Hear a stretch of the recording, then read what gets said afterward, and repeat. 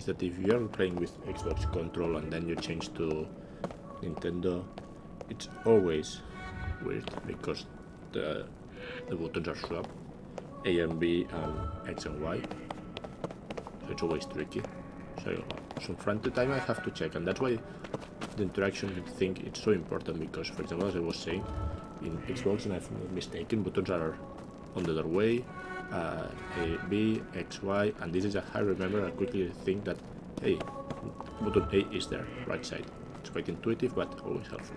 Yeah, as I was saying, it's easy to know the control. You have the pop-up here, all the information.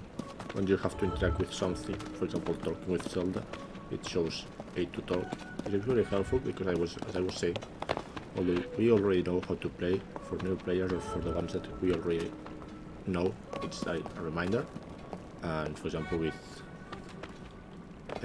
gamepad, it's easier, there's less buttons, but with keyboard, it's quite important to have this type of help.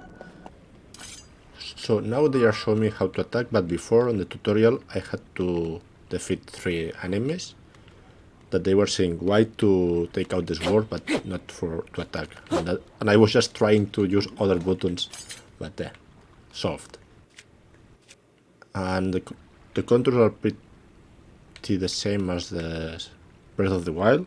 The crossbar, cross buttons, just to change weapons fast. Right, joystick camera, left one to move, A to talk, B to use stamina and run, Y to attack, and X to jump. As the previous Zelda, the onboarding it's a bit slow, but as they show the story so well, it's really enjoyable. And we still have a lot of hours in front.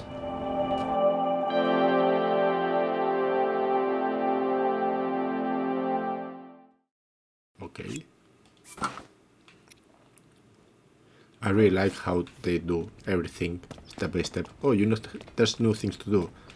Let's do a small tutorial with all the steps that so all players, new and more veteran ones, know how to use and how to keep everything. That's really important for a reminder for new player, for all players, and also for new players to be able to play and enjoy the game since first moment. Let me check this. This feature that it has this chat view, I think it's also one of the best things that they have done. Just to be able to read everything to easily and read calmly, all the highlight information. I think it's very useful. Yeah, and also for the new players of the Legend of Zelda, this one, on the bottom right corner, you have the minimap, and also you have like the temperature that is outside, that you have the blue for cold, the red for hot, and the one in grayish that you don't need extra protection, and also this like purple line that it's a sound that you're making.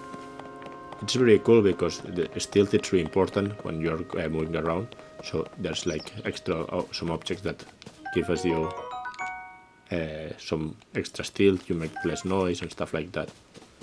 And one thing I've just seen that they have added, there are like numbers in the minimap, and I suppose that are the coordinates in the map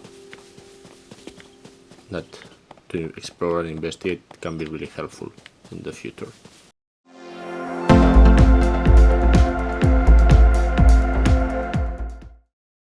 What Breath of the Wild, and I have also this game has, is the difficulty of the game.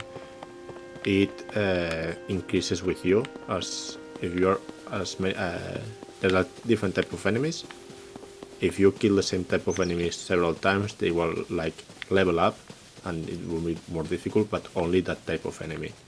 So there's also a lot of engagement with the difficulty, although it's an open world, that sometimes open worlds is like for each area has a different level and you have to prepare and everything. At least Breath of the Wild, you could choose where to go, and you were almost always able to attack and defend quite properly in any area that you are